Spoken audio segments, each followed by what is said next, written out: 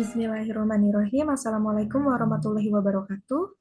Kepada praktikan praktikum terintegrasi tahun 2022, berikut merupakan perhitungan yang akan kalian gunakan sebagai pengolahan data, di mana perhitungan ini merupakan perhitungan final untuk pengolahan data yang nanti akan kalian jadikan laporan di modul 3 perencanaan strategi produksi. Yang pertama akan ada input data yang akan dijadikan sebagai perhitungan.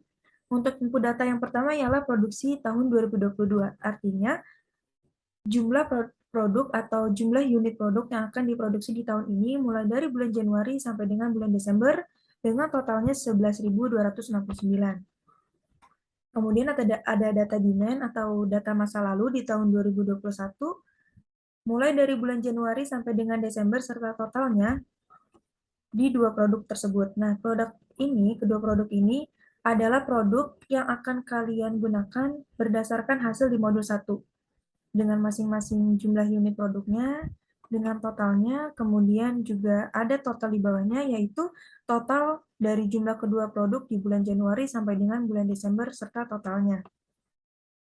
Kemudian ada data waktu proses pembuatan kursi dan juga meja di sini. Untuk kursi dan meja sama saja, dalam produksinya selalu melewati beberapa stasiun kerja seperti pengukuran dan pemolaan, pemotongan, pelubangan, penghalusan, serta lain-lain. Di mana keterangan K1, K2, K3, dan juga M1, M2, M3 merupakan komponen yang ada pada produk tersebut. Dalam prosesnya meliputi kegiatan transportasi, setup, serta proses dengan waktunya masing-masing. Dan di sini ada total dari setiap waktunya untuk keseluruhan semua komponen. Konsep ini berlaku juga pada data waktu pembuatan meja. Kemudian, input data yang selanjutnya ialah kapasitas perusahaan dalam menit, di mana perusahaan ini memiliki 2 shift dalam satu hari itu.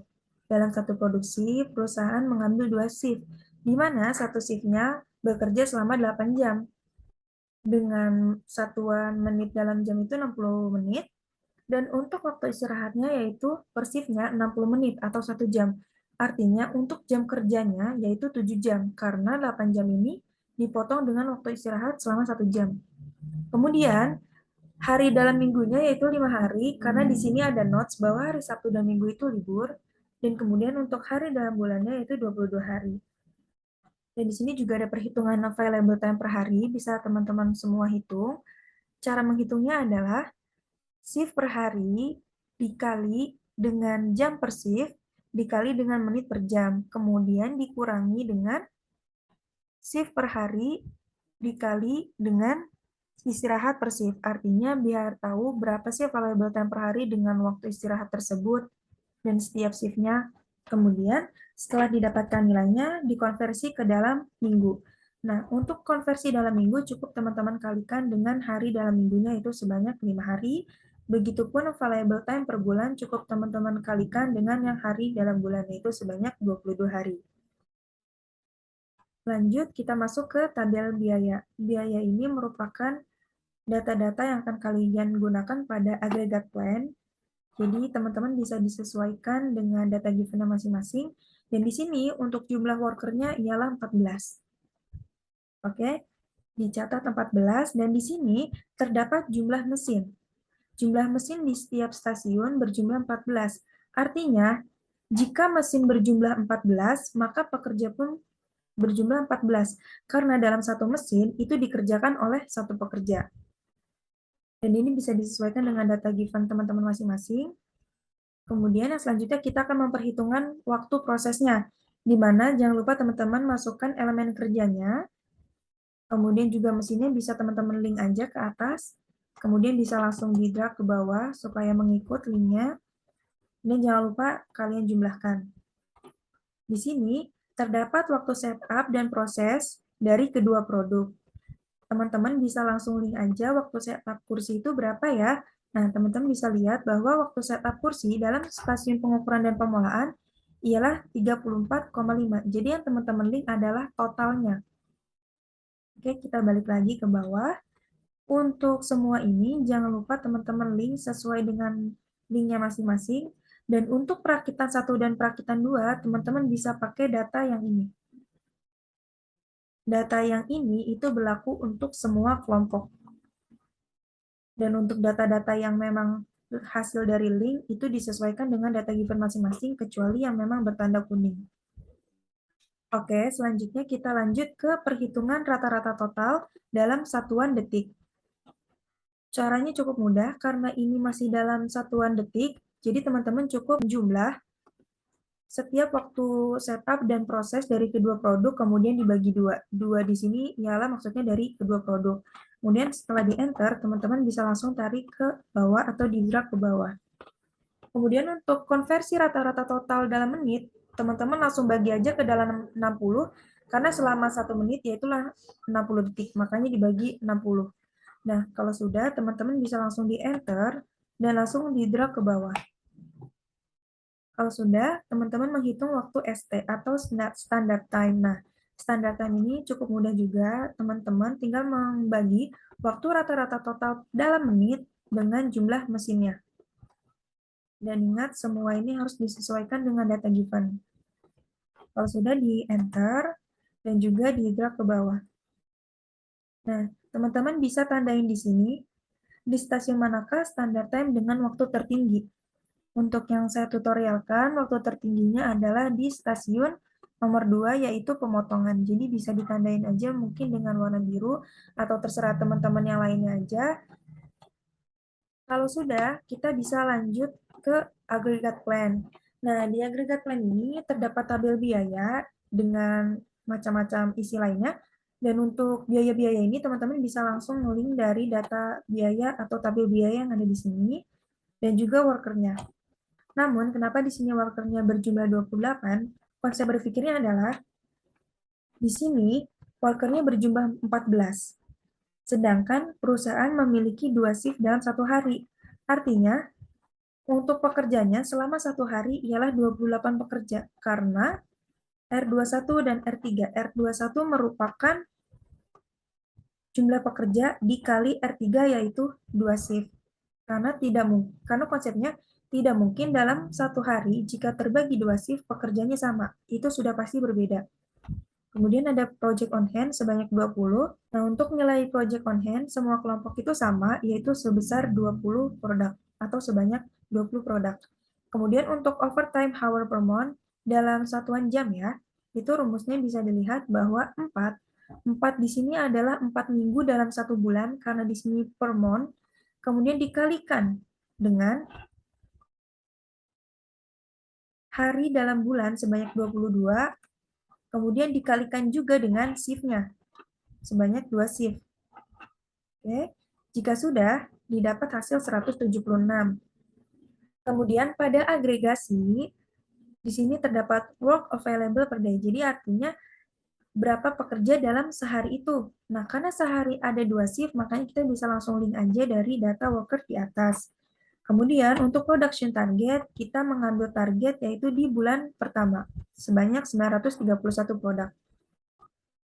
Kemudian untuk production target per day, artinya target produksi per harinya itu berapa. Jadi teman-teman bisa langsung round up nilai production target dibagi 22. 22 ini artinya hari dalam bulannya ya.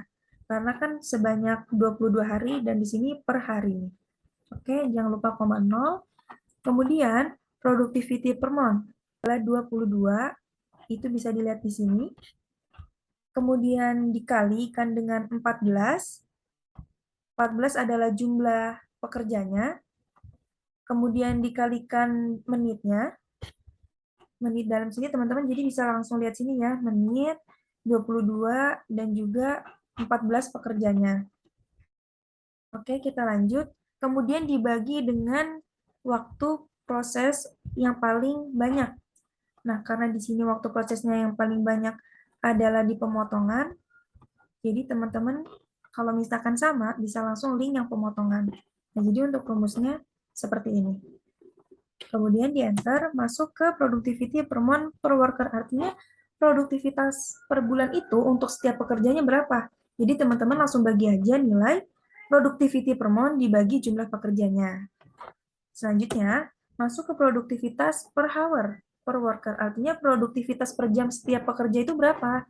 teman-teman langsung bisa bagi aja productivity per month per worker dibagi 7 kali 2. Oke, dibagi 7 dikali 22.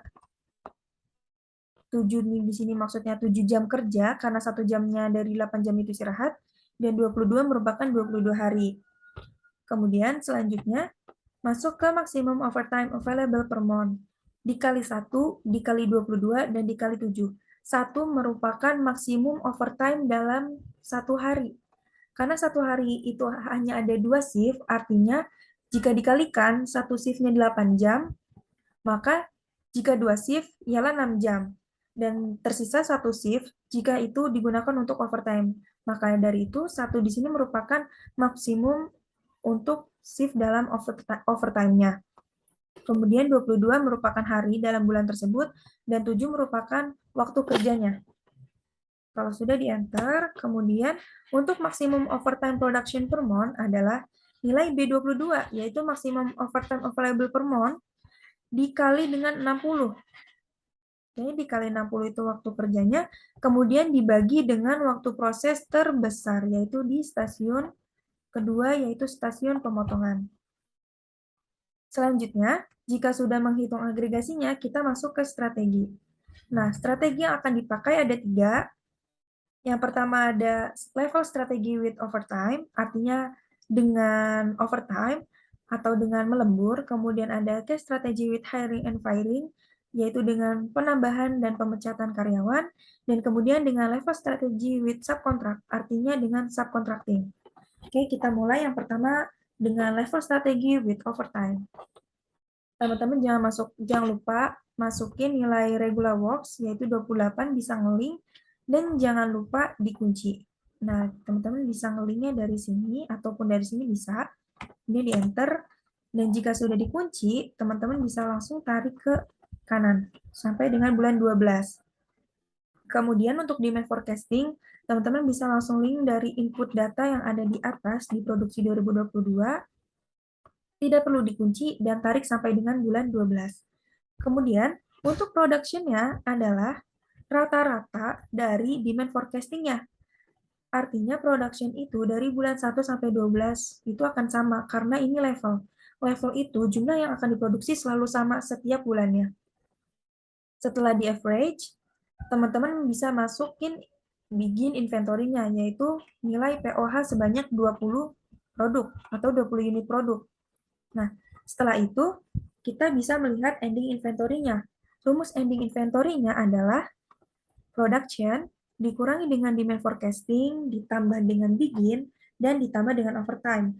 Artinya, kita memproduksi sebanyak 939, sedangkan yang akan diproduksi itu permintaannya 931. Artinya kita memiliki sisa 8 produk.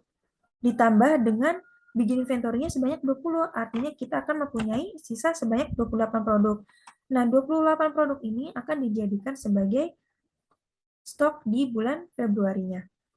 Kemudian, untuk ending inventory di bulan kedua pun sama, jadi teman-teman bisa langsung nge-link aja, terus kalian bisa tarik, dan juga bisa disesuaikan setiap safety stock-nya.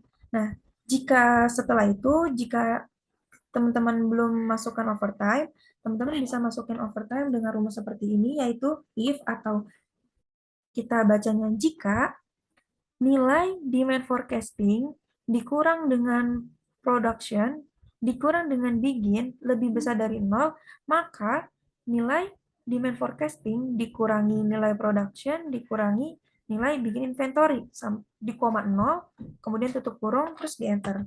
Nah, dari situ jangan langsung di link, tapi caranya ialah Ctrl C atau copy, kemudian tekan shift sambil digeser ke kanan, panah sebelah arah kanan, kemudian jika sudah Ctrl V atau paste. Nah, karena di sini angkanya itu banyak angka di belakang 0, jadi teman-teman bisa langsung bulatkan saja sampai tidak ada angka di belakang koma. Oke, kalau sudah, hasilnya seperti ini. Dan juga ini ada beberapa perhitungan cost, mulai dari total inventory carrying cost. Jadi teman-teman bisa langsung jumlahkan ending inventory-nya dikali dengan biaya inventory per unitnya. Kemudian total regular payroll cost itu bisa kita sebut adalah jumlah gaji dari 1 tahun itu sebanyak 28 pekerja dalam 1 bulan dikali dengan biaya regular labor cost. Kemudian yang terakhir, total overtime. Nah, jadi teman-teman bisa langsung lihat nih, sum dari bulan 1 sampai dengan bulan 12, biar ketahuan nih, mana sih yang sekiranya ada overtime. Oh, ternyata di bulan 4 dan 5. Kemudian dikalikan dengan nilai waktu proses terbesar, yaitu 18.895 sekian. Oke, dan juga dibagi dengan 60. Nah, jadi untuk hasilnya yaitu tinggal kalian jumlahkan saja. Oke, tinggal kalian jumlahkan saja. Kemudian selanjutnya kita masuk ke case strategi with hiring and firing atau penambahan karyawan dan pemecatan karyawan. Untuk case strategi with hiring and firing, untuk pekerjanya dibutuhkan itu berapa banyak? Berbeda dengan level strategi with subcontract dan level strategi with overtime. Kalau di sini regular works artinya memakai pekerja yang memang sudah ditetapkan, sedangkan di case strategi with hiring and firing, jadi kita menyesuaikan nih, berapa banyak sih pekerja yang dibutuhkan dalam bulan tersebut. Caranya yang kita masukkan pertama adalah nilai demand forecasting. Teman-teman bisa langsung nge-link aja dari atasnya, demand forecasting ini. Kemudian, untuk production-nya pun disesuaikan dengan demand-nya. Jadi kita memproduksi sesuai dengan yang kita butuhkan dari bulan 1 sampai dengan bulan 12. Kemudian, setelah itu kita menghitung berapa banyak sih pekerja yang dibutuhkan dengan cara kita round up nilai demand forecasting dibagi dengan productivity per month per worker. Jangan lupa dikunci, koma 0, terus di enter, dan teman-teman bisa langsung tarik sampai dengan bulan 12 atau di drag sampai dengan bulan 12. Seperti ini. Oke, selanjutnya masuk ke begin inventory. Konsepnya sama seperti tabel di atas. Jadi begin inventory kalian masukkan manual, yaitu kalian link ke POH atau boleh ke yang atas, begin inventory yang atas. Dan untuk ending inventory-nya pun tetap sama rumusnya. Kalian bisa langsung menjumlahkan. Production dikurangi dengan demand forecasting ditambah dengan begin inventory. Tapi di sini catatannya tidak ada overtime, jadi bisa langsung di enter. Nah, teman-teman bisa langsung drag atau link rumusnya sampai dengan bulan 12. Nah, untuk itu, kalau misalkan sudah, teman-teman kan bisa lihat ya, begin inventory itu jika mempunyai ending 20, maka akan diletakkan di bulan Februari atau bulan selanjutnya. Cuma teman-teman ada sedikit pemberitahuan, kalau teman-teman langsung tarik tuh kadang masih ada yang minus, terus juga di ending inventory-nya juga ada yang minus. Jadi caranya, jika ini sudah di-link ke dalam sini, dan ini juga sudah diperhitungkan, caranya adalah begin dan ending di bulan Februari di blok, kemudian pencet Ctrl C atau copy, kemudian pencet tombol shift, arah panah kanan sampai dengan bulan 12, ini berbarengan shift dengan tanda panah kanan, kemudian Ctrl V. Oke, setelah sudah, teman-teman juga bisa lakukan untuk number hiring and firing. Nah, untuk number hiring rumusnya adalah jika nilai pekerja yang dibutuhkan di bulan Januari lebih besar daripada pekerja yang tersedia di perusahaan, maka nilai pekerja yang dibutuhkan dikurangi dengan pekerja yang memang tersedia di perusahaan, 0. Nah, maka akan keluar hasilnya 0. Karena apa? Karena memang yang dibutuhkan 27, sedangkan yang ada di perusahaan ialah 28. Jadi, teman-teman bisa lihat nih di number hiring-nya, kalian bisa masukin rumusnya langsung.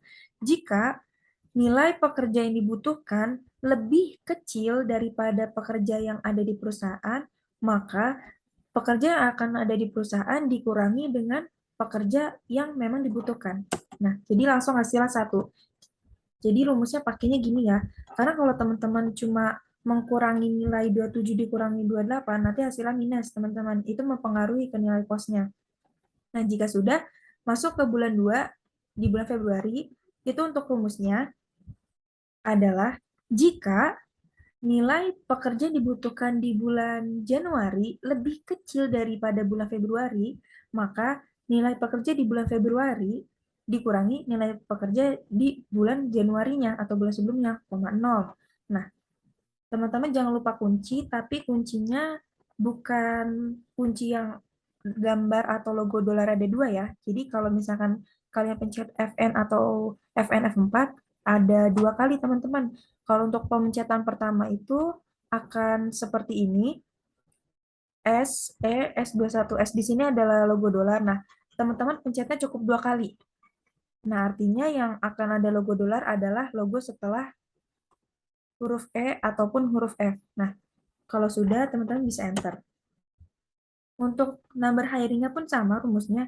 Jika nilai pekerja yang dibutuhkan di bulan Januari lebih besar daripada pekerja yang dibutuhkan di bulan Februari, maka nilai pekerja yang dibutuhkan di bulan Februari ditambah dengan pekerja di bulan Januarinya, kemudian di enter.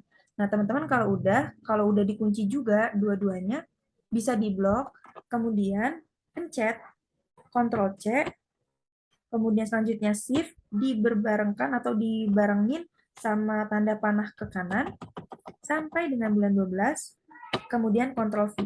Nah, jadi hasilnya seperti ini. Tidak akan ada hasil yang minus, karena kalau misalkan minus itu akan mempengaruhi penilaian cost teman-teman sendiri. Nah, jika sudah, jangan lupa teman-teman masukin penilaian biaya-biayanya atau total biayanya. Mulai dari inventory, total hiring, total firing, dan juga regular payroll cost, dan total annual cost-nya. Kemudian selanjutnya di level strategi with subcontract. Karena di sini ada subcontract, jadi hubungannya dengan subcontracting. Nah, teman-teman, jadi untuk regular works-nya sama aja nge-link ke sebelumnya dari atas. Dari sini, oke, jangan lupa dikunci, karena jika dikunci, dia akan nilainya tetap 28 sampai dengan bulan 12.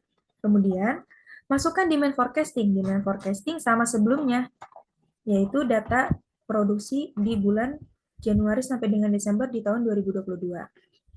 Kemudian, untuk production-nya pun sama, sesuai dengan demand forecasting-nya. Oke, berbeda dengan level yang di atas. Untuk level yang di atas merupakan rata-rata. Oke, untuk di level strategi with subcontract, itu production-nya sama dengan demand forecasting. Kemudian, kita masukkan nilai begin-nya. Untuk begin dan ending, itu konsepnya sama, teman-teman ya. Dan juga, jika setelah diperhitungkan begin dan ending-nya, teman-teman bisa masuk ke subcontract. Nah, jadi subcontract itu rumusnya seperti ini. Jika nilai demand forecasting lebih besar daripada production, ditambah juga dengan bikin inventory, maka demand forecasting dikurangi dengan production, dikurangi juga dengan bikin, maka hasilnya 0. Artinya tidak perlu ada subkontrak. Dan teman-teman bisa langsung link nilainya ke sini. Untuk linknya jangan lupa kita tuh selalu pakai Ctrl C, terus Shift. Shift-nya diberbarengi dengan tanda panah ke kanan, kemudian Ctrl V. Nah, kemudian di enter. Nah, untuk dua periode ini di bulan April sama Mei, teman-teman bisa hilangkan angka di belakang 0. Karena kalau teman-teman langsung link, kadang tuh ada hasilnya yang minus. Nah, karena minus itu nanti mempengaruhi nilai cost-nya. Dan cost-nya jangan lupa teman-teman perhitungkan juga ya, rumusnya seperti ini. Oke, setelah itu kita masuk ke dalam produksi 2022 untuk menghitung persentase dan juga disagregasi atau hasil MPS-nya. Untuk produksi 2022 sama dengan data produksi 2022 ini, kemudian untuk 2021-nya pun sama seperti ini. Kemudian untuk perhitungan persentase dari kedua produk, untuk waktu prosesnya adalah total waktu prosesnya saja di waktu proses yang telah kita hitungkan di input data. Yaitu waktu prosesnya di sini. Waktu proses kursi dan juga waktu proses meja. Jika sudah, kalian jumlahkan, maka kalian konversi. Konversinya adalah dengan waktu proses produk tersebut dibagi dengan waktu proses terbesar. Berarti dibagi dengan 9.000. Begitupun sebaliknya. Oke, setelah itu kita masukkan nilai-nilai berikut. Untuk rumusnya seperti ini. Nilai demand dikali dengan nilai konversi. Untuk nilai konversinya jangan lupa dikunci supaya tidak kemana-mana atau tidak bergeser kolomnya. Kemudian teman-teman kalau sudah dikunci bisa langsung ditarik dan ditarik juga. Nah, jangan lupa dijumlahkan. Oke, setelah sudah kalian totalkan bulan 1 sampai dengan 12 di produk kursi, begitupun meja, dan total kedua produk di setiap bulannya. Dan dijumlah. Kemudian untuk persentasenya rumusnya adalah, jika telah ditotal, rumusnya seperti ini. Nilai total dari bulan 1 sampai dengan 12 di produk kursi dibagi dengan total kedua produk. Seperti ini. Hal yang sama dilakukan pada produk meja. Kemudian ada disagregasi produksi. Nah, disagregasi produksi ini hasil MPS kita sebutnya. Nah, jadi untuk hasil MPS itu karena di sini ada product family itu artinya dari data yang mau akan kita produksi di 2022. Kemudian jangan lupa masukkan sampai dengan bulan 12 dan untuk kursi dan meja setiap bulannya ialah kalian hanya perlu meround up nilai product family dikali dengan persentasenya. Jangan lupa dikunci dan teman-teman bisa langsung tarik sampai dengan bulan 12 dan itu juga berlaku pada produk meja, yaitu kalian round up di bagian meja persentasenya dikali dengan product family.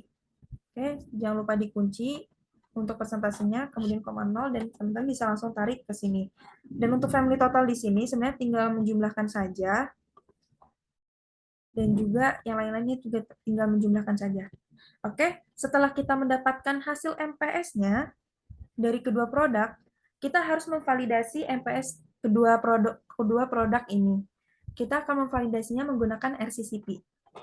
Oke, untuk RCCP kita menggunakan dua metode, yaitu metode CPOF dan juga bola. Perbedaannya ialah untuk CPOF kita memakai standard time juga proporsi, dan untuk bola kita hanya memakai waktu proses. Teman-teman, untuk waktu proses sebenarnya tinggal menjumlahkan saja waktu proses yang ada di input data teman-teman. Tapi waktu prosesnya bukan hanya proses yang ini ya teman-teman. Jadi keseluruhan. Setup dan proses. Di setiap stasiun kerjanya. Misalkan pengukuran dan pemolaan. Berapa waktu prosesnya produk kursi? Berarti teman-teman jumlahkan seperti ini. Oke. Jika sudah, lakukan hal yang sama untuk seluruh work center dengan waktu prosesnya masing-masing di kedua produk. Kemudian untuk menghitung nilai ST-nya, teman-teman hanya tinggal menginput saja standard time yang ada di sini. Oke, setelah teman-teman input, teman-teman bisa langsung link aja ya atau di drag ke bawah, kemudian teman-teman totalkan seluruhannya. Dan untuk proporsi, itu teman-teman hanya tinggal membagi waktu ST di setiap stasiun kerja dibagi dengan total ST keseluruhan. Dan untuk kapasitas dibutuhkan, teman-teman hanya tinggal memasukkan nilai produksi di bulan Januari pada tahun 2022 dikali dengan total ST. Jangan lupa dikunci, kemudian teman-teman bisa ditarik sampai dengan bulan 12 atau bulan Desember. Nah, untuk kapasitas dibutuhkan ialah kalian tinggal mengkalikan nilai available time per bulan dikali dengan 10. 10 yang di sini maksudnya adalah stasiun kerja. Setelah itu, teman-teman bisa langsung tarik juga, dan jangan lupa dikunci.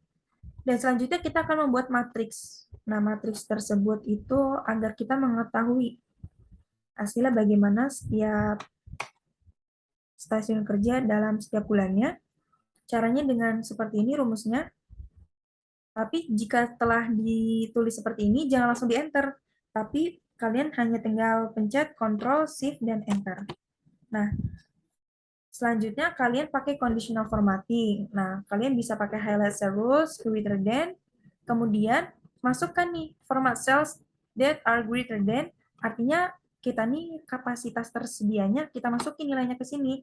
Kenapa? Agar kita tuh tahu apakah ada waktu yang melebihi dari kapasitas tersedia di perusahaan.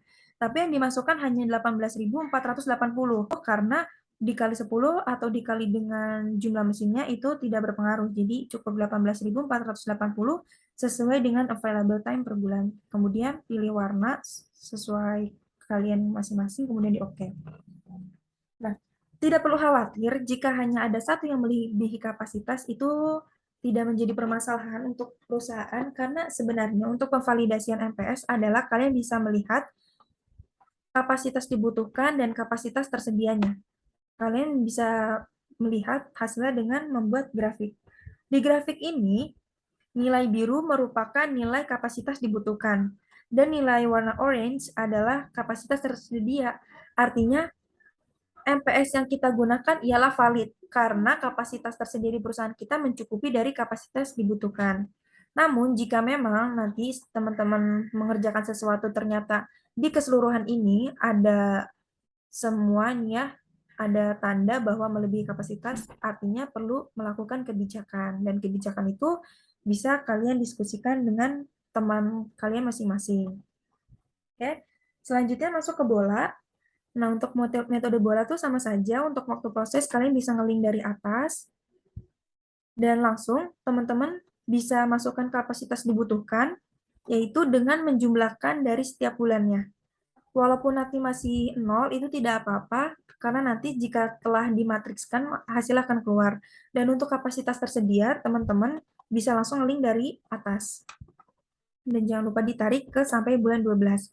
Dan untuk matriksnya, rumusnya seperti ini. Jangan lupa diperhatikan, jangan lupa untuk diperhatikan agar tidak ada yang miss. Kemudian, jika sudah, jangan langsung tekan enter, kalian bisa pencet Ctrl Shift dan enter. Nah, jangan lupa pakai conditional formatting juga, dan di sini sudah pakai conditional formatting, ternyata di bulan Mei yang melebihi kapasitas, dan itu hanya ada di stasiun pemotongan. Jadi, balik lagi, jika memang hanya ada satu, itu tidak dipermasalahkan oleh perusahaan. Karena pada pemvalidasian MPS yang diperhatikan ialah kapasitas dibutuhkan dan tersedianya. Nah, bisa dilihat di grafik di samping, grafik yang warna biru adalah kapasitas dibutuhkan, sedangkan orange adalah kapasitas tersedia.